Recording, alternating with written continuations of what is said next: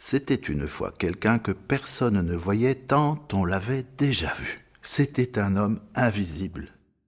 Il avait pour nom Rien Rien. C'était le nom de son père et le nom de son grand-père et de son arrière-grand-père. Et tous étaient invisibles. L'endroit où ils étaient nés avait pour nom Ici même. Et quand on était d'ici, on n'allait pas vivre ailleurs, on y restait pour toujours. Ce qui faisait qu'au total, Rien, en réfléchissant et en regardant des boîtes qui lui paraissaient sinistres, se disait qu'il n'y avait aucun avenir pour lui dans ce pays d'ici même. Alors, un jour, il chaussa ses 2 vieux souliers, ses souliers d'adolescence qui jamais ne le quittaient, et partit sur le chemin.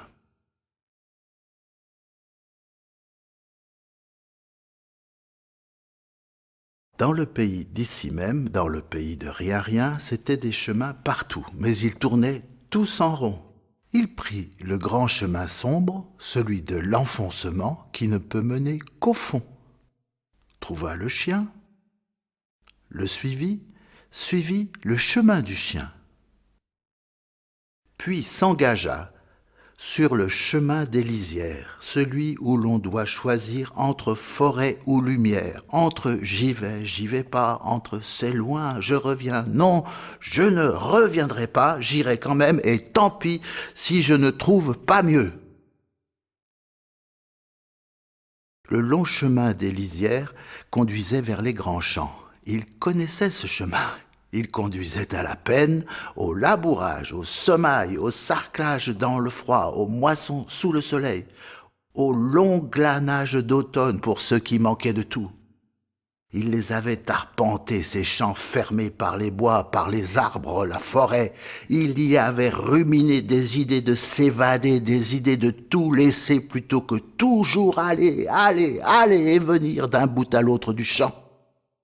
Il y avait transpiré comme son père avant lui, comme son arrière-grand-père. Il n'y retournerait plus. Il passa près de l'étang que l'on appelait le lac. Le lac était réservé aux enfants de la famille, aux invités élégants. Ils allaient s'y promener en barque après déjeuner. Ceux qui s'appelaient Rien ne pouvaient que s'y noyer. Ils ne devaient pas salir le sable blanc de la plage.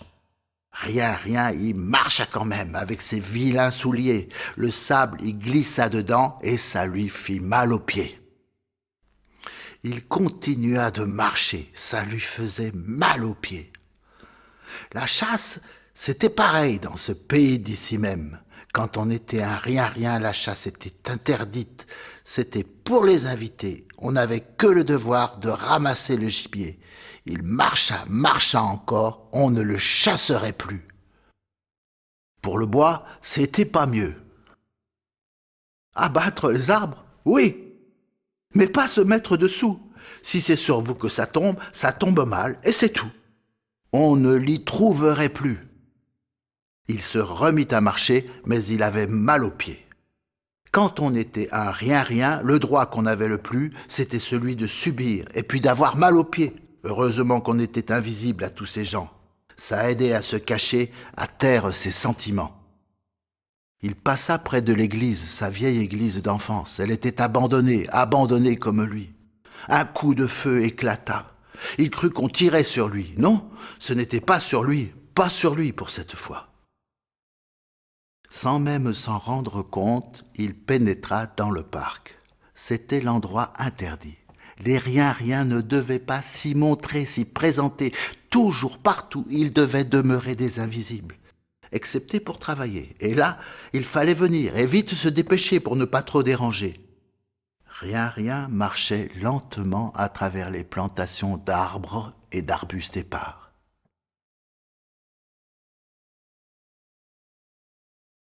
Et ces arbres le toisaient. C'étaient comme des soldats ou encore des courtisans disposés en sentinelle qui, l'air de rien, lui disaient « Tu n'as pas ta place ici !» Il pensa en claudiquant « Ça ne me manquera plus !» Rien passa au travers de la grille. et s'avança dans l'allée interminable qui conduisait au château. Ce château qui avalait tous ceux qui s'en approchaient.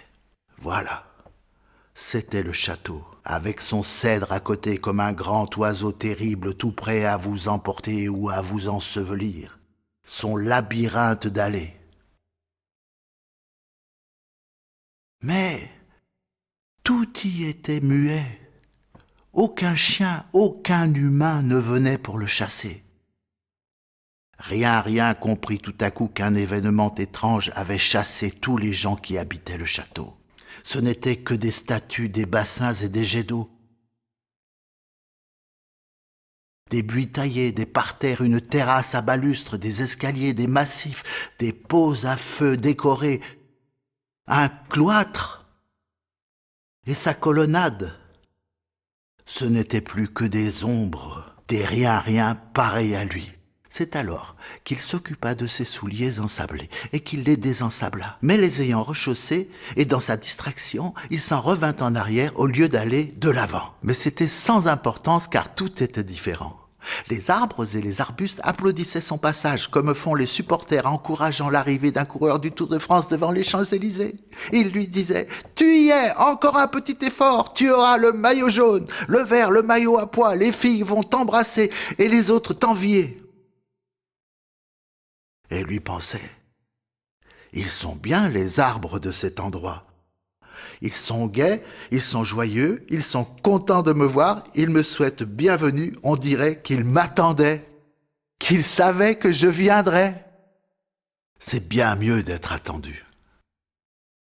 Même les vieux sont contents. Malgré tout leur rhumatisme, ils se secouent sur leurs pieds et ils me tendent les bras pour me lancer leur bravo. Là-bas, on vous effaçait, ici, on vous applaudit. Ils ont mis des fleurs partout, ça doit être une coutume pour accueillir les nouveaux. Ils en ont mis de partout, des violettes, des pervenches, des bleues, des rouges, des blanches. Je ne sais plus où marcher pour ne pas les écraser. Et même des oisillons. Ils sont encore très petits, mais ils vont grandir aussi, comme moi, ils partiront. Là-bas, on restait petit, ici, on est tout grandi.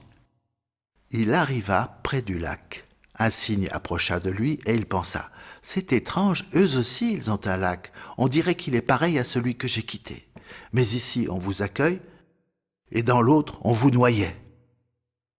Tout ici semble pareil, même exactement pareil et pourtant si différent. Il y a des champs à prendre et du travail à revendre. Là-bas j'étais malheureux, ici je serai heureux. » Cette réflexion faite, il se remit à marcher sur le chemin des lisières, celui où l'on doit choisir entre forêt ou lumière, entre j'y vais pas, non, je ne reviendrai pas.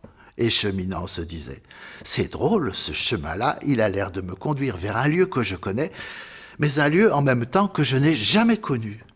Ça valait vraiment le coup de faire tout ce chemin, de voir toujours du nouveau, ça vous nettoie le cerveau. Quand il vit le chemin sombre et tous les autres autour, il pensa « Chez moi aussi c'était rempli de chemins. Ils ne menaient nulle part. Ceux-là, ils sont différents.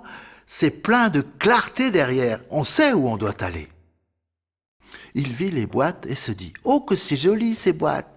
Il y a comme une porte ou bien comme une fenêtre. C'est peut-être une maison ou bien alors un hôtel.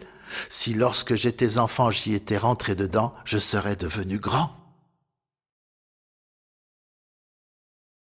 Il arriva à l'endroit où il s'était décidé à s'en aller. Il pensa, cet endroit est tout pareil au lieu où j'ai tout quitté. Ici, on peut tout trouver. Une route descendante le conduisait vers le bourg que l'on nommait ici même. La neige avait tout changé. Et s'approchant de ce bourg, tout entouré de collines, rien se disait ceci. Il y a deux ici même, celui d'où je suis parti et celui que je découvre. Et celui-là est bien mieux. Il a tout ce qu'on désire, des bois, des forêts, des champs, un lac, un parc, un château, du travail à en revendre. Je suis content d'être là et je n'en bougerai pas.